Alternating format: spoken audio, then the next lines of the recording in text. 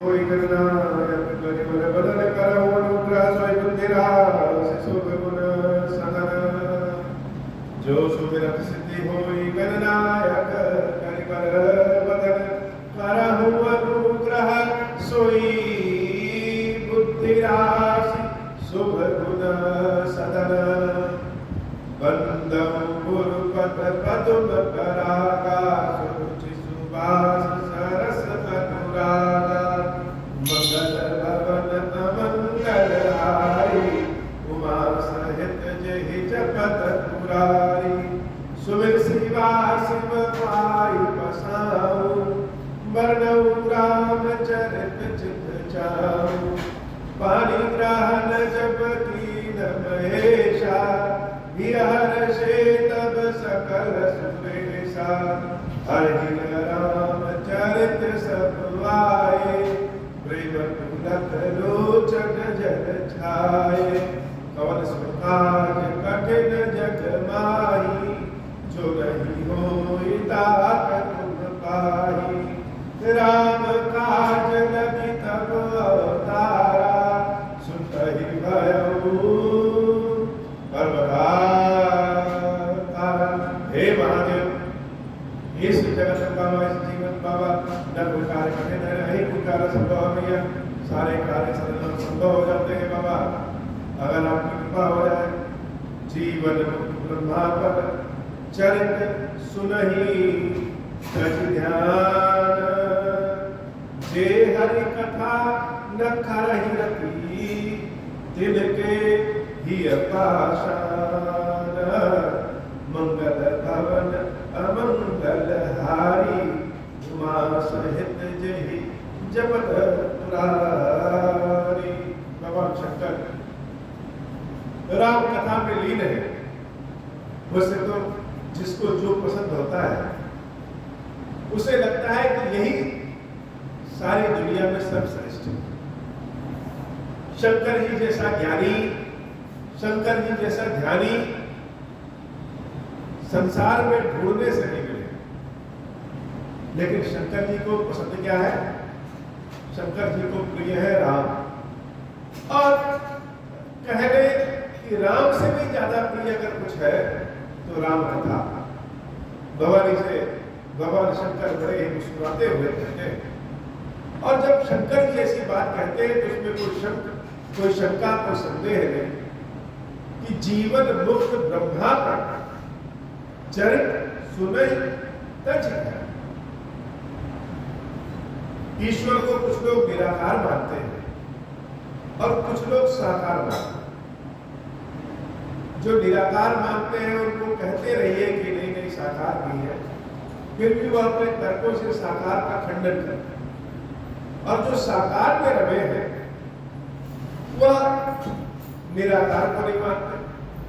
भगवान शंकर कहते हैं कि जो लोग ज्ञानी है वह निराकार प्रभु को मानते हैं और जो प्रेमी है वह साकार प्रभु को मानते हैं। लेकिन सनकादिक ऋषियों जैसे नारद जी आदि जैसे लोग भी जो भगवान को सर्वव्यापी मानते हैं, निराकार मानते हैं, वह भी जब राम कथा कहीं सुनने को मिलता है तो अपना ध्यानवान सब छोड़ करके राम कथा सुनने बैठते हैं।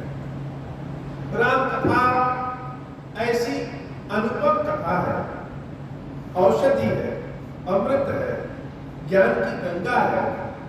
हम कहें कि जैसे सांस आवश्यक है, भोजन और पानी आवश्यक है, वैसे ही राम कथा।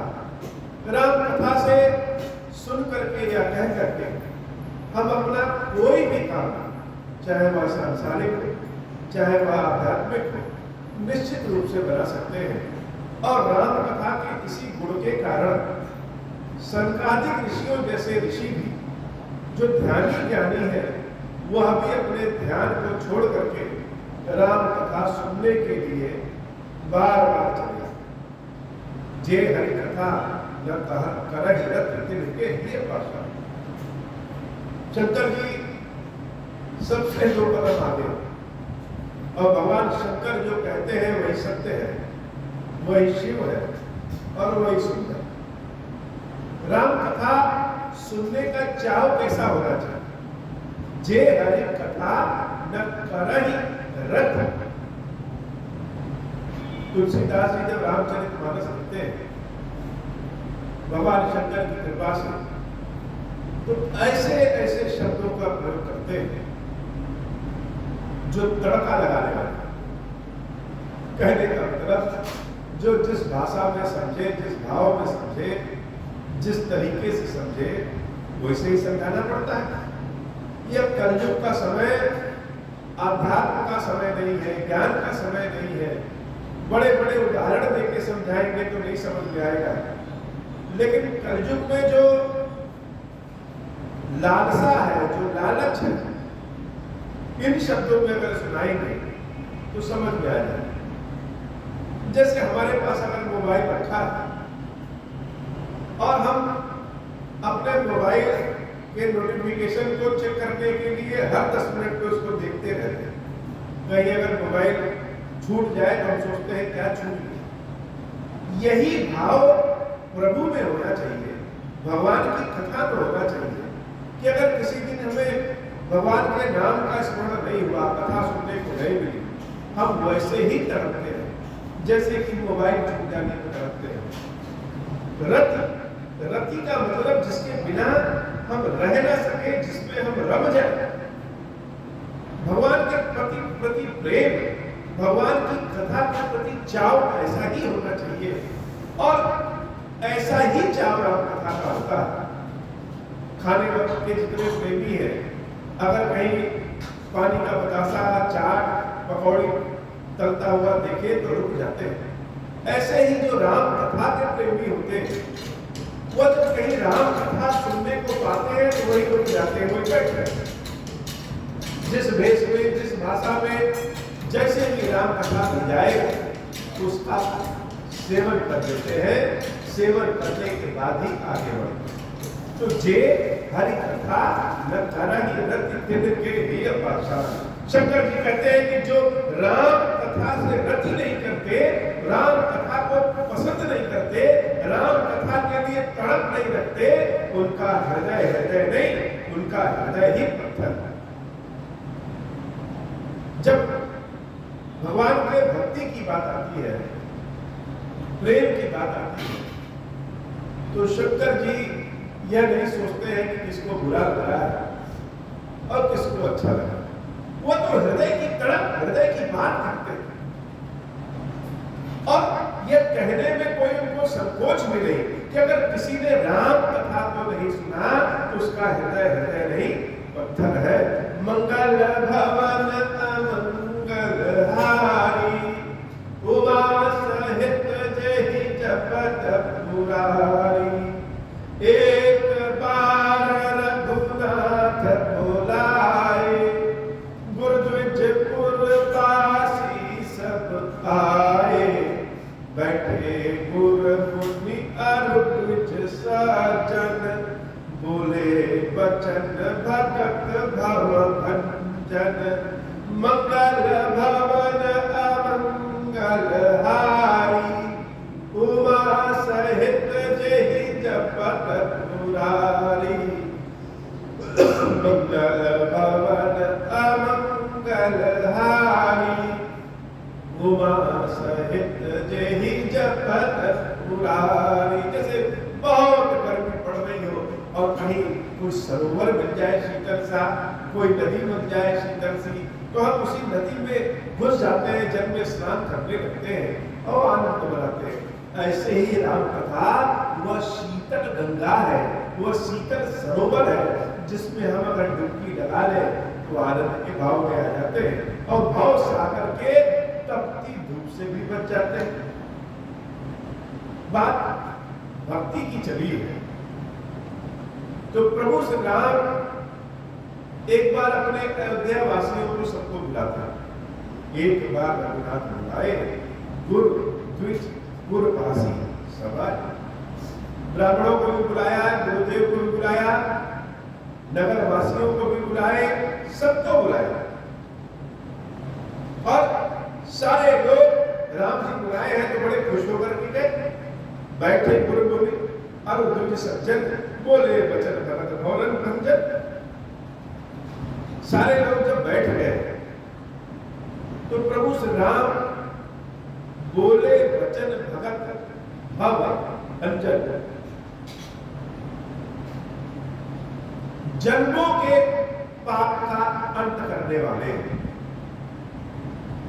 कर्म का अंत करने वाले भगवान श्री राम हाथ जोड़ करके सबसे बोलते हैं और बड़े ही मीठे शब्दों में कहे, सुनो सकल पुर जन्म वाणी, कहो न कछु ममता उड़ानी, नहीं अनीति नहीं कछु प्रभुताई, सुनो करहु जो तुम्हारी सोहाई, सोई सेवक प्रियतम मम सोई, मम अनुशासन माने जोई, जो अनीति कछु भाषौ भाई, तब ही पर जहु भय बिसराई, बड़े भाग मानुष तनु पावा, सुर दुर्लभ सब ग्रंथ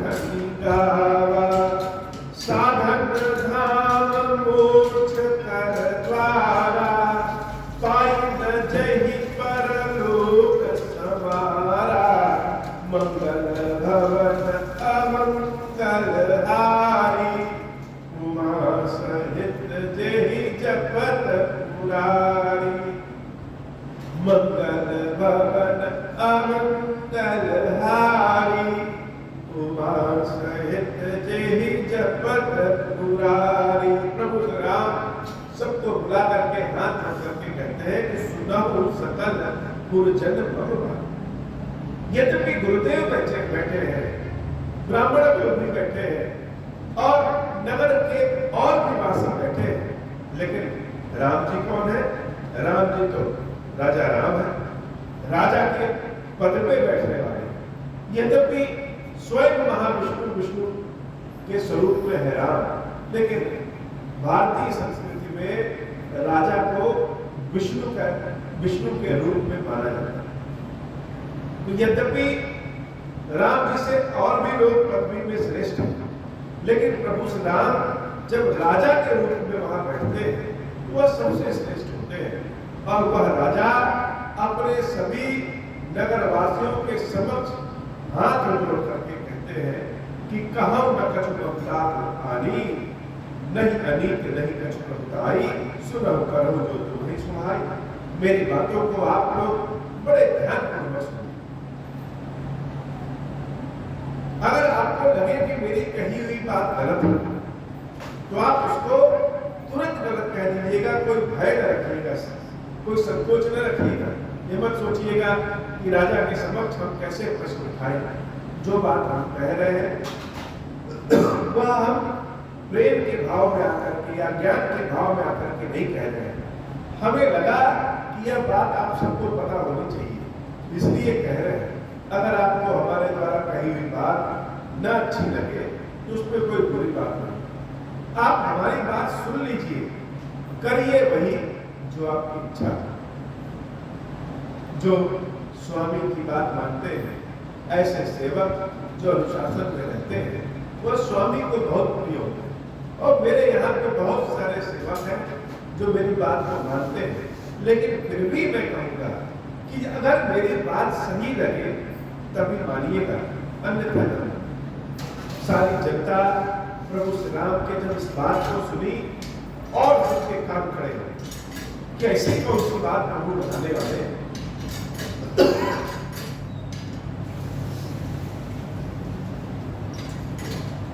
और इस रूप में बताने वाले राम कोई ऐसी हंसी ठिठोली तो करते नहीं है। जब भी अगर कोई बात राम जी करते हैं तो बड़ी सारगर्भित बात करते हैं, और आज सबको बुलाया है तो कौन सी ऐसी बात बताने वाले हैं। भगवान श्री राम जैसे माँ बाप अपने बच्चों के भविष्य को उज्जवल बनाना चाहते हैं, ऐसे ही प्रजा राजा के बच्चे के समान होती है। अपने सारे बच्चों के उत्तम भविष्य के लिए मानो प्रभु श्री राम कोई अमृत सूत्र देना चाहते हैं। राम जी कहते हैं कि बड़े भाग मानुष धन का। हम लोग दीनता हीनता में बैठे रहते हैं। कोई गरीब है, कोई अमीर है, कोई दुखी है, कोई सुखी है, कोई बड़ा है, कोई छोटा है, कोई गोरा है, कोई काला है, कोई अगड़ी जाति का है, कोई पिछड़ी जाति का है। लेकिन भगवान श्री राम ऐसी कोई बात नहीं है। प्रभु ने कहा बड़े भाग मानुष धन का। ये जो मनुष्य का शरीर है, ये बड़े भाग्य से मिलता है। बड़े भाग्य मानुष धन पावा, सुर दुर्लभ सब ग्रंथ निगावा। ग्रंथों ने भी कहा कि देवताओं को भी दुर्लभ ये मनुष्य का शरीर बड़े भाग्य से मिला है। अच्छा, मनुष्य का शरीर में इतना भाग्य की क्या बात है? अगर हम चिड़िया बन जाए तो हमारे ऊपर बहुत सारी जिम्मेदारी कम हो जाए। कहीं भी उड़ के चले जाए, कहीं भी घोंसला बना लें, आनंद ही आनंद। लेकिन फिर भी यह मनुष्य के शरीर की बात क्यों कही गई? प्रभु श्री राम कहते हैं कि मनुष्य की शरीर की विशेषता है। बाकी सारी योनियां जो है, चाहे वह देवताओं की योनि हो, चाहे वह पक्षियों की योनि हो, चाहे वह पशुओं की योनि हो, यह सब कर्म का फल भोगते हैं। अर्थात जैसे जीवात्मा ने कर्म किया है उसके अनुसार उनको शरीर मिल गया, उस शरीर में वह फल भोग रहे हैं। लेकिन मनुष्य का शरीर एक ऐसा शरीर है जो कर्म का साधन, अर्थात कर्म करने का अधिकार मनुष्य की शरीर। तो यह शरीर भाग्यशाली क्यों है? क्योंकि यह शरीर शरीर न होकर के यह साधन है, जिसको हम सोचते हैं कि यह शरीर का सुखी साधन है। वास्तव में शरीर साध्य न होकर के साधन है, और बिना साधन के तो संसार में कुछ हो नहीं सकता। हम कोई भी काम करें, अगर हमारे पास साधन न हो, गाड़ी न हो, धन न हो, लोग न हो, ज्ञान बुद्धि न हो, तो बिना साधन के हम कोई काम नहीं कर सकते। भगवान श्री राम को भी अगर साधन की आवश्यकता होती है, रावण को युद्ध हराना होता है, तो धनुष बाण भी उनके साधन है। बिना साधन के कुछ नहीं हो सकता। और यह मनुष्य शरीर साधन है। किस चीज का साधन है? साधन है मोक्ष प्राप्त। देवता का शरीर मोक्ष नहीं प्राप्त कर सकता। देवता का शरीर तो पहले का जो हम कर्म किए हैं उस कर्म का फल है स्वर्ग, लेकिन मनुष्य का शरीर मोक्ष प्राप्त कर सकता है। साधन धाम मोक्ष कर द्वारा पाई नहीं परलोक समारा। अगर यह मनुष्य का शरीर हमको मिल गया है, उसके बाद भी अगर हम अपने परलोक का सुधार न करें तो इसमें कोई ईश्वर की गलती नहीं है, जो हम लोग हर बात में भगवान को दोष देने लगते हैं। वास्तव में हम अपने शरीर का उपयोग करते हैं। मनुष्य का शरीर ऐसा है कि अगर हम कर्म करेंगे, उस कर्म के आधार पर हमको फल मिलेगा, ईश्वर की भी प्राप्ति करा सकता है। तो सबसे बड़ा साधन क्या है? यह हमारा शरीर है। हम सोचते हैं दीनहीन है, लेकिन एक बार सोचे कि अगर मनुष्य का शरीर मिला है तो कोई ना कोई कर्म तो पहले हमारे बड़े अच्छे रहे होंगे, तभी तो भगवान ने यह साधन दिया है, यह मौका दिया है। और इस मौका को पाकर के भी हम साधन से साध्य अर्थात ईश्वर को न प्राप्त करें, तो इसमें ईश्वर की तो कोई गलती नहीं है। सो परत्र दुख पावई सिर धुनि धुनि पछता है। जैसे अगर मौका खत्म हो जाए और हम अपने लक्ष्य को प्राप्त न कर सके तो हम अपने सिर को धुन लेते हैं। ऐसे ही यह जान लो कि यह शरीर एक मौका है। अगर इस शरीर को पाकर के भी हम ईश्वर को न प्राप्त करें तो हम दुख ही प्राप्त करेंगे। सो परत्र दुख पावई सिर धुनि धुनि पछताई काल है कर्म है ईश्वर ही मिथ्या दोष लगाए। पूरा जीवन बीत जाता है, हम सोचते हैं कि अब कोई अच्छा काम करेंगे, चलो अब भगवान का नाम लेंगे, तो सुबह हो गया तो शाम हो गया, तो कभी सब्जी लाने से फुर्सत नहीं मिली, तो कभी फीस जमा करने से फुर्सत नहीं मिली, कहीं शादी ब्याह से फुर्सत नहीं मिली। हम सारे काम कर जाते हैं, लेकिन जिस चीज के लिए शरीर मिला है वह भगवान की सेवा में शरीर को खपाते हैं। तो दुख तो पाएंगे। तो ईश्वर को दोष देना, प्रारब्ध कर्मों का दोष देना, यह दोष ठीक नहीं।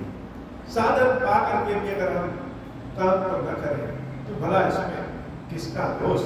मंगल भवन अमंगल हारी, उमा सहित जहि जपत पुरारी, यही तन कर फल विषय न भाई, स्वर्ग स्वल्प अंत दुखदाई, नरतन पाई विषय मन देहि, बल सुधा के सठ विष देहि, मंगल भवन अमंगल हारी, उमा सहित जहि जपत पुरारी।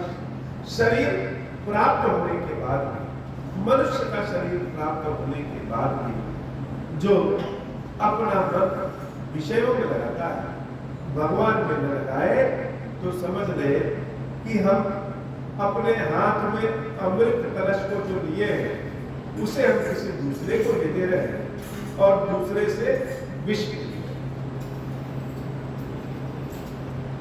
हम अपना अमृत किसी दूसरे को दे दे रहे हैं और विष दे दे रहे हैं, लेकिन यह शरीर तो अज्ञानी है, जीव अज्ञानी हो जाता है, इसका मन ही नहीं लगता है भगवान। और भगवान ने स्पष्ट बताया कि मनुष्य का शरीर केवल और केवल भगवान को प्राप्त करने के लिए है। इस शरीर को प्राप्त करके अगर भगवान को न प्राप्त करिए तो समझ लो अमृत दे करके और विष ही ले लेते हैं। सारी अयोध्या की जनता भगवान की इस बात को सुन रही। हम सब जब मंदिर में बैठते हैं, कथा सुनने बैठते हैं, यज्ञ अभिषेक करने बैठते हैं, तो संसार के कामों ने इतना हम सबको घेर दिया है कि भगवान के पास बैठ के भी हमारा मन सदैव बाहर जाता है। क्यों? क्योंकि शरीर की बनावट ही ऐसी है। हमारी आंखें बाहर की ही देखती है, हमारे कान बाहर के ही सुनते हैं, हमारा शरीर बाहर के ही स्पर्श को समझता है, हमारी नाक बाहर के ही सांस को अपने भीतर रखती है। कोई ऐसा यंत्र तंत्र नहीं है जिससे हम अपने भीतर को झांक सकें। तो जब यह आंखें या कान या इंद्रियां बाहर से ही सब कुछ देखती हैं, तो जब हम भगवान के पास बैठते हैं तब भी हमारा मन बाहर ही लगा रहता है। भगवान के पास आकर के हम सब अपनी आंखें बंद कर लेते हैं। क्यों? क्योंकि हम इन आंखों से भगवान को अपने भीतर बिठा लेना चाहते हैं। तो जो सांसारिक होते हैं वह भगवान के कामों में आकर के भी उनका मन बाहर ही लगा रहता है। और जो आध्यात्मिक होते हैं, भगवान के भक्त सेवक होते हैं, वो संसार के कामों को करते हुए भी उनका मन बार बार भगवान में चला जाएगा कि अरे जल्दी काम कर ले, अभी तो प्रभु की सेवा बाकी है, भगवान का नाम लेना बाकी है। या वह संसार के कामों को करते हुए भी जैसे हम सांस लेना नहीं भूलते हैं, वैसे ही नाम का श्रवण करना नहीं भूलते। नाम जप सबसे शक्तिशाली कार्य। हम इस कलयुग में अपने सारे कामों को करते हुए भी भगवान के नाम का जप कर सकते हैं। और जब नाम जप की आदत हो जाती है, यह नाम जप के लिए जीभ हिलाने की आवश्यकता नहीं है। सांस की धड़कन ही, हृदय की धड़कन ही सीताराम सीताराम, राम राम राम राम, ओम श्री राम जो चाहे वह कहते रहते हैं। भगवान के नाम जप में बड़ी अद्भुत शक्ति है और इसी को भगवान श्री राम अपने मुख से बता रहे हैं।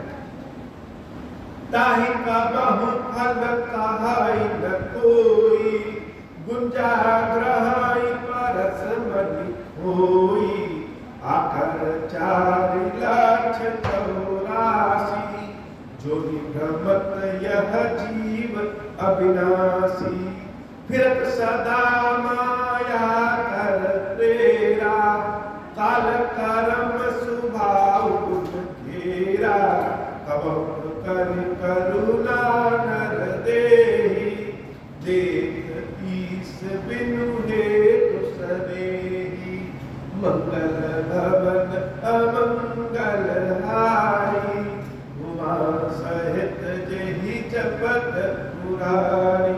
भगवान की जो माया है, इस संसार को माया ने ही रचा। अच्छा, माया जब मां के स्वरूप में हो जाती है तो यह ईश्वर से बदला जाती है, और माया जब माया के स्वरूप में रहती है तो ईश्वर से दूर करती है। हमारा यह व्यक्तिगत अनुभव है कि जब कोई व्यक्ति भगवान के पास आता है तो हम कोई ना कोई काम लेकर के भगवान के पास आते हैं। किसी बात का भय रहता है, उस भय से रक्षा के लिए भगवान के पास आते हैं। कामना की पूर्ति करने के लिए भगवान के पास आते हैं। ज्ञान की प्राप्ति करने के लिए भगवान के पास आते हैं, या फिर प्रेम के लिए भगवान के पास आते हैं। चार कारणों के कारण ही भगवान के पास आते हैं, या तो भय के कारण, कामना की पूर्ति के कारण, ज्ञान के कारण, या फिर प्रेम के कारण। लेकिन हम जिस भी कारण है, जब प्रभु के समक्ष हम कामना को लेकर आते हैं तो भगवान कामना पूर्ण कर देते हैं, व्यक्ति दूर हो जाता है।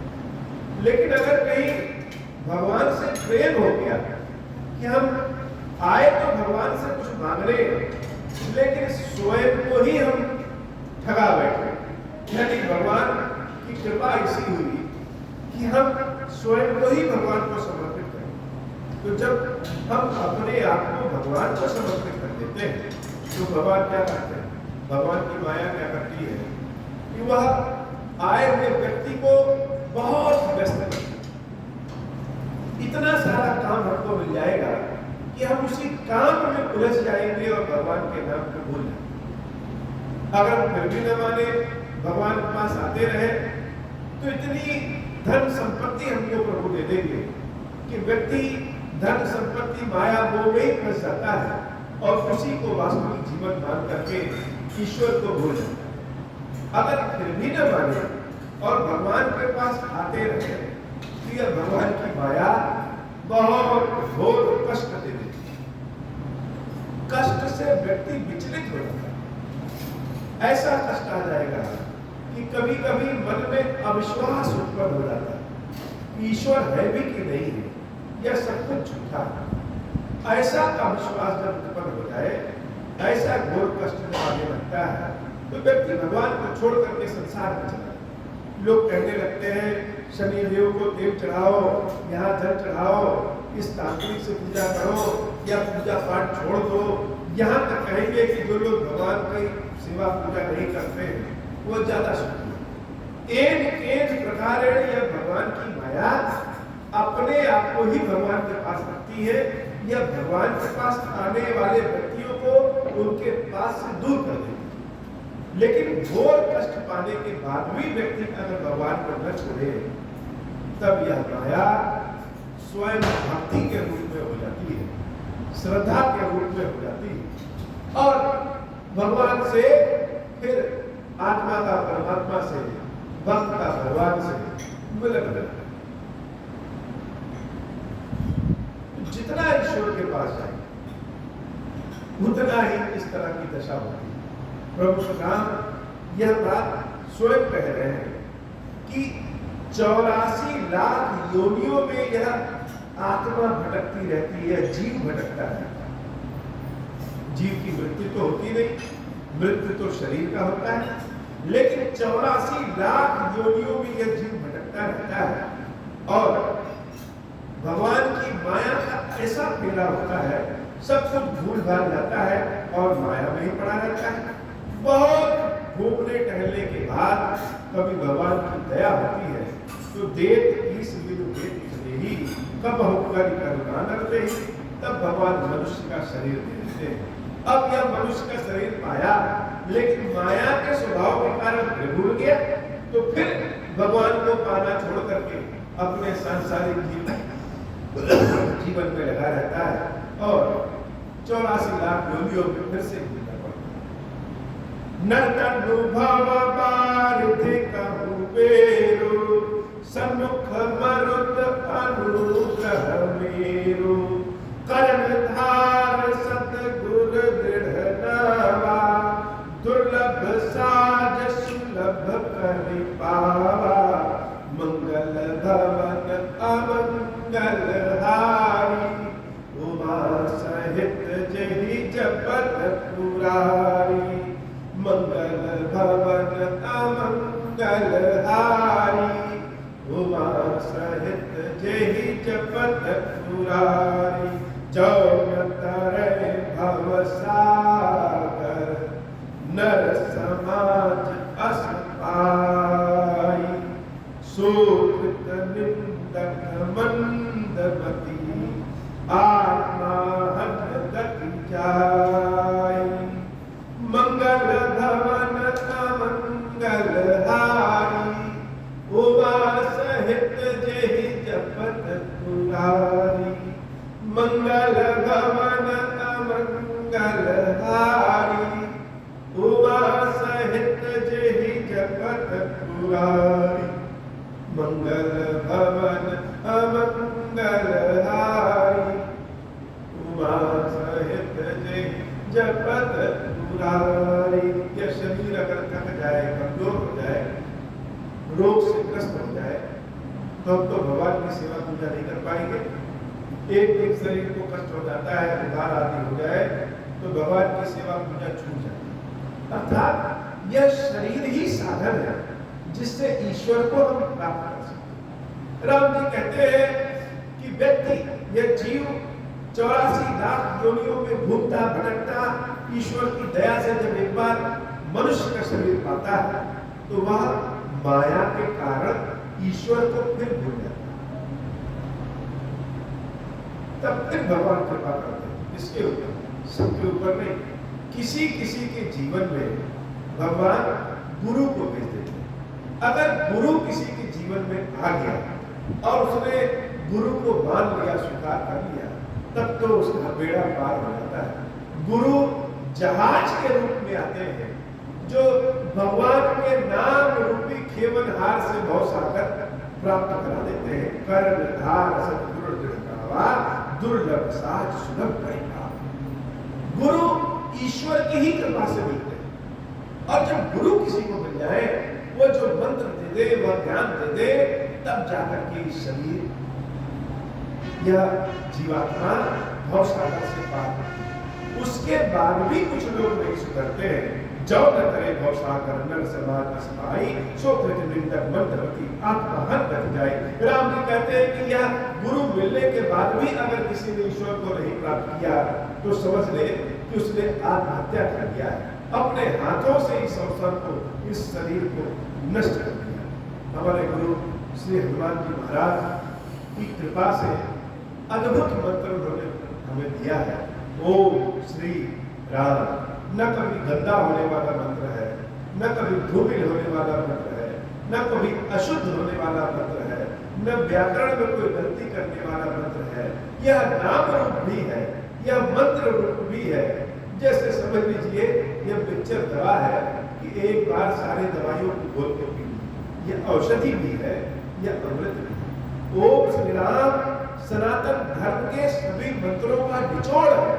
ये सभी ग्रहों के, सभी देवी देवताओं के, भगवानों के स्वरूप के, ईश्वर के आत्म स्वरूप का निचोड़ है। ओम श्री राम देखने में तो छोटा है, लेकिन हम इससे आध्यात्मिकता, सांसारिकता सब कुछ प्राप्त कर सकते हैं। यह ऐसा मंत्र है। और यह मंत्र हमारे गुरुदेव श्री हनुमान जी महाराज, बाबा विश्वनाथ की कृपा से, खीरेश्वर महादेव की कृपा से, शंकर जी की कृपा से, देवी पार्वती की कृपा से स्वयं चल करके आकर के दिए कि सेठ ओम श्री राम, ओम श्री राम कहिए और लोगों को कहाइए। जितने लोग ओम श्री राम, ओम श्री राम, ओम श्री राम का नाम जप करते हैं या करेंगे, उन सबके कष्टों को दूर करते हैं प्रभु। इस कलयुग में रक्षा करते हैं भगवान। प्रभु श्री राम अपने सारे लोगों से एकदम साफ कहते हैं कि भगवान की भक्ति ही सब कुछ है। लेकिन अब प्रश्न यह उठता है कि माया अगर इतनी शक्तिशाली तो वह सबको भगवान से दूर कर देती। व्यक्ति फंस जाता है माया के चक्कर में। भक्ति प्राप्त करे तो कैसे, कहां से भक्ति मिली? मंगल भवन अमंगल हारी, उमा सहित जहि जपत पुरारी। जब परलोक यहाँ सुख चाहो, सुनि मम बचन हृदय दृढ़ कहाओ। सुलभ सुखद मार्ग यह भाई, भक्ति मोरि पुराण श्रुति गाई। मंगल भवन अमंगल हारी, उमा सहित जहि जपत पुरारी। प्रभु श्री राम अपने मुख से कहते हैं कि अगर परलोक में सुख चाहते हैं, इस लोक में सुख चाहते हैं, हर जगह सुख चाहते हैं, तो सुनि मम वचन हृदय दृढ़ कर। मेरी इस बात को अपने हृदय में रख लो। कैसे? दृढ़ता पूर्वक। क्या? सुलभ सुखद मार्ग यह भाई, जो मैं बताने वाला यह बड़ा ही सुलभ है, सुख प्रदान करने वाला यह रास्ता है, मार्ग। मार्ग कौन? भगवान शंकर ही मार्ग है। भगवान शंकर ही मार्गेश्वर महादेव है। भगवान शंकर ही भक्ति देने वाले हैं। भगवान शंकर ही राम रूप है। भगवान शंकर ही ओम श्री राम है। भगवान शंकर ही सब कुछ। राम जी ने अपने मुख से कहा, यह जो मार्गेश्वर महादेव है, यह महादेव की भक्ति का जो स्वरूप है, यह मार्ग दिखाने वाले जो हीरेश्वर महादेव है, भगत मोर पुराण श्रुति गाई। मेरी भक्ति के बारे में पुराणों ने भी इस मार्ग को बताया है। क्या? ज्ञान आगम प्रति अनेका, साधन कठिन न मन कहु टेका। करत काष्ट बहु पावई को, भक्तिहीन प्रिय भक्तिहीन वही प्रिय नहीं सो। मंगल भवन अमंगल हारी, उमा सहित जहि जपत पुरारी। एकदम साफ कह रहे हैं।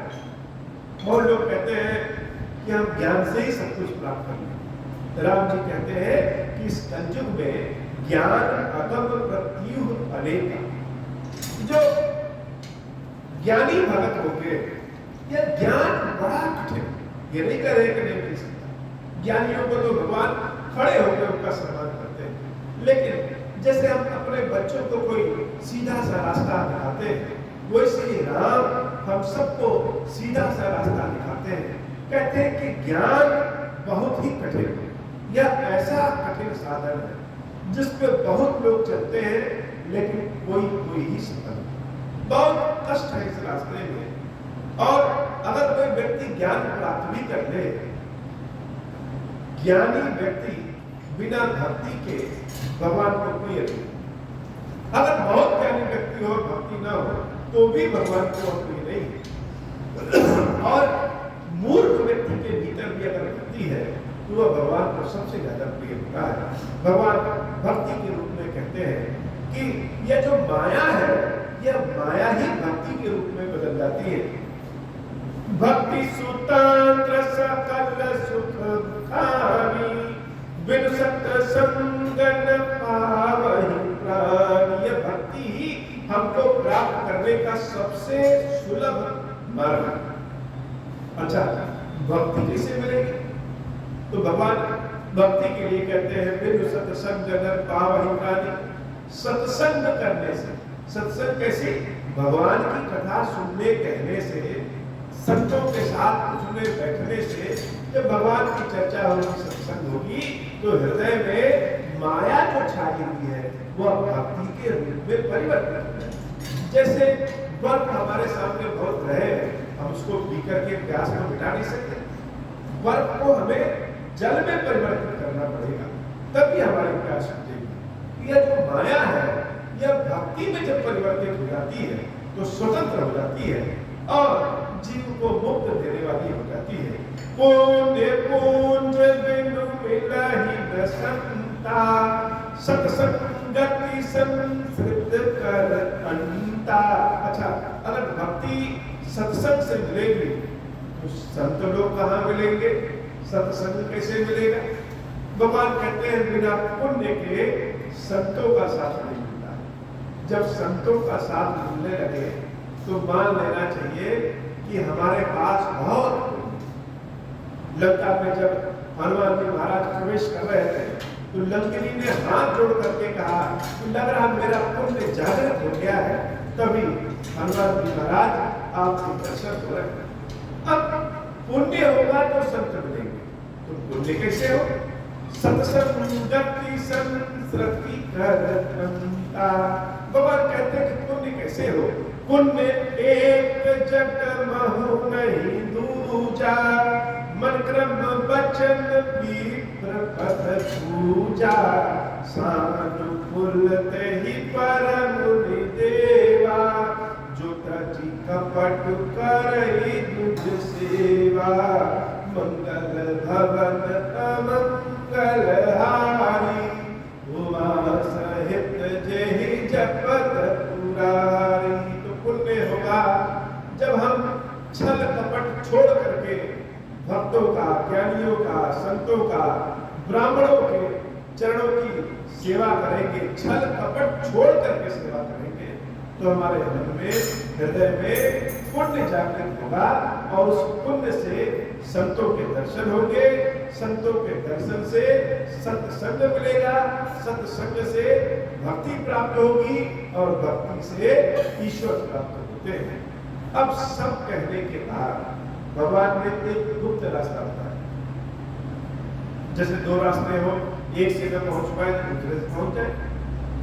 भगवान की बातें अयोध्यावासी हृदय में गांठ बांध लिए कि राम जो कह रहे हैं वो सत्य, लेकिन अब जो बात प्रभु श्री राम ने कही वही हमारे खीरेश्वर महादेव की बात है, वही शंकर जी की बात है। राम जी कहते हैं और एक गुप्त मत सब ही कहो कर जो, एक गुप्त रास्ता और है भक्ति प्राप्त करने, क्या पुण्य प्राप्त करने, क्या यह रास्ता बताने के पहले, यह मार्ग बताने के पहले रामचंद्र जी हाथ जोड़ लिए, हाथ जोड़ लिए सबसे। यह इतना पवित्र रास्ता है, यह इतना पवित्र मार्ग है, यह इतनी पवित्र बात है कि राम अपने हाथों को जोड़ लेते हैं और उनको ऐसा करते देख सारे अयोध्यावासी भी हाथ जोड़ करके खड़े हो जाते हैं। प्रभु क्या कहते हैं और एक गुप्त मत सब ही कहो कर जोई, शंकर भजन बिनाकर भगत पावहि मोर। भगवान शंकर के भक्ति के बिना, भगवान शंकर की कृपा के बिना, भगवान शंकर के भजन के बिना कोई मेरी भक्ति प्राप्त ही नहीं कर सकता।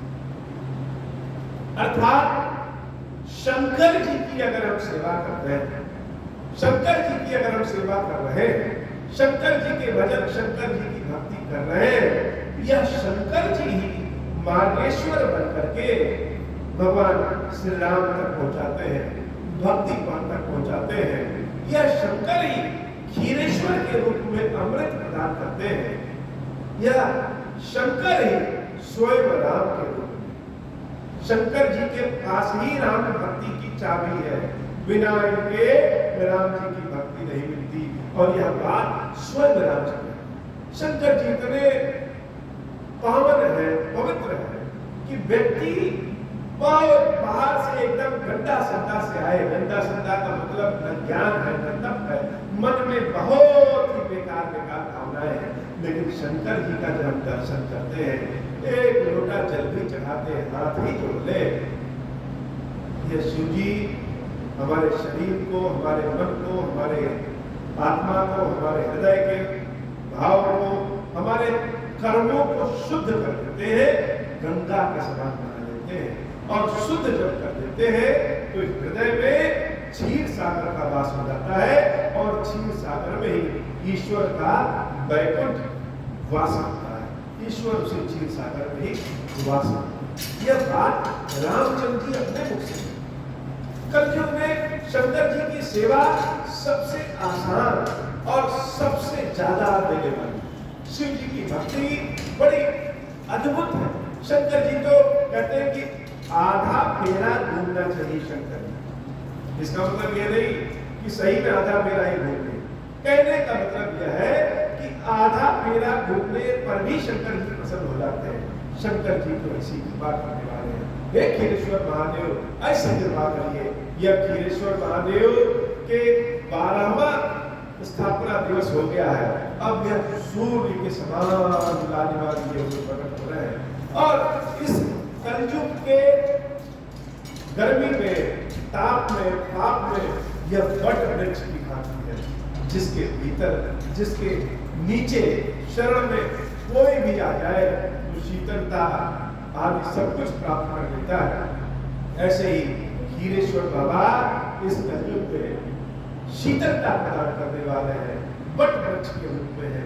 हे खीरेश्वर महादेव हम सबके ऊपर बाबा कृपा करें। सारे अयोध्यावासी प्रभु श्री राम की बातों को सुनकर के गदगद हो गए।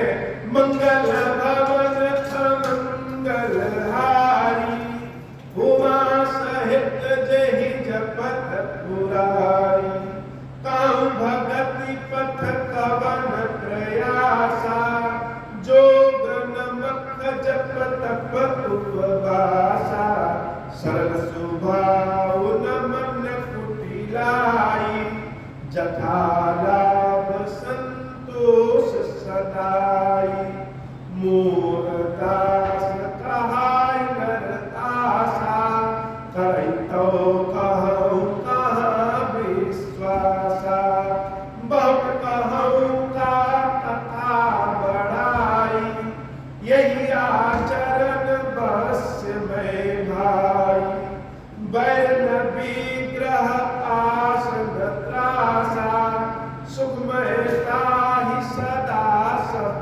आशा, अनारंभ अनिकेत अमानी, अलग अरोष दाक्ष विज्ञानी, प्रीति सदा सज्जन संसर्गा, त्रिसम विषय स्वर्ग अपवर्गा, भक्ति पाछ हट नहीं सठताई, दुष्टता सब दूरी बहाई, मंगल भवन अमंगल हारी, उमा सहित जेहि जपत पुरारी, मंगल भवन अमंगल हारी, उमा सहित जेहि जपत पुरारी, ममुन ग्राम नाम रत, गद ममता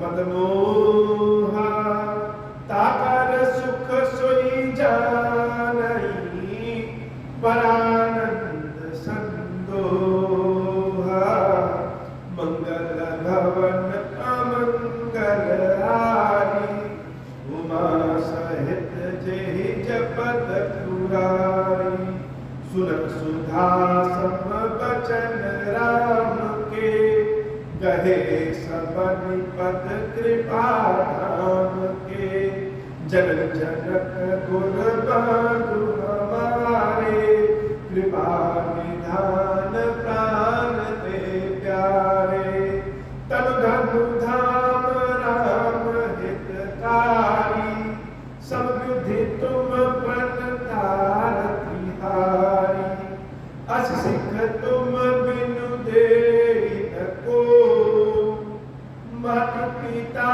स्वार्थ रत हो, हेतु रहित जग जुग उपकारी, तुम तुम्हार सेवक असुरारी, स्वार्थ मीत सकल जग माही, सपने हो प्रभु परमारथ नाही, सबके बचन प्रेम रस साने, सुनि रघुनाथ हृदय हर्षाने, निज निज गृह गए आयस पाई, बरनत प्रभु पत कहीं सुहाई, मंगल भवन अमंगल हारी, उमा सहित जेहि जपत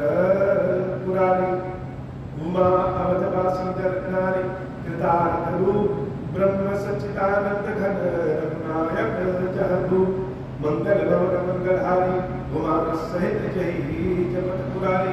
हे बाबा, आज कथा नहीं श्री खीरेश्वर महादेव की खीरेश्वरी मैया जी हम सबके ऊपर हवा कृपा करें। अब हो प्रसन्न प्रभु मोह पर नाथ दीन पर नेहु निज पद भगति देहु प्रभु दूसर बर देहु तब माया वश जीव जन संतत फिरहि पुराना हम पर क्रोध न करिए प्रभु कृपा सिंधु भगवान शंकर दीन दयाल अब हम पर हो कृपाल साप अनुग्रह होई जय विधि नाथ थोरहि काल दीन दयाल विरुद्ध संभारी हरहु नाथ मम संकट भारी जय विधि होई नाथ हित मोरा करहु सुबेग जानी दास भय तोरा राम राज बैठे त्रैलोका हर्षित भय कहे सब शोका जय सखा मन सुनहि जगावै सुख संपत्ति नाना विधि पावै जो इच्छा करिहु मन माहि हरि प्रसाद कछु दुर्लभ नाहि मंगल भवन अमंगल हारी भुआ सहित जय जपत पुरारी। बोली श्री खीरेश्वर महादेव की खीरेश्वरी मैया की सदाई जय हो। खीरेश्वर हे भगवान शंकर, आप ऋण पातक दुर्भाग्य और दरिद्रता की निवृत्ति के लिए तथा संपूर्ण पापों का नाश करने के लिए मुझ पर प्रसन्न हुए। मैं दुख और शोक की आग में जल रहा हूँ, संसार वैसे पीड़ित हूँ, अनेक प्रकार के रोगों से व्याकुल और दीन हूँ। खीरेश्वर मेरी रक्षा कीजिए। देव देवेश्वर सबको निर्भय कर देने वाले महादेव मेरी इस पूजा को पार्वती जी के साथ ग्रहण कीजिए। मेरा मंगल करिए महादेव शंभो महादेव शंभो महादेव शिव शंभो। ओम श्री राम।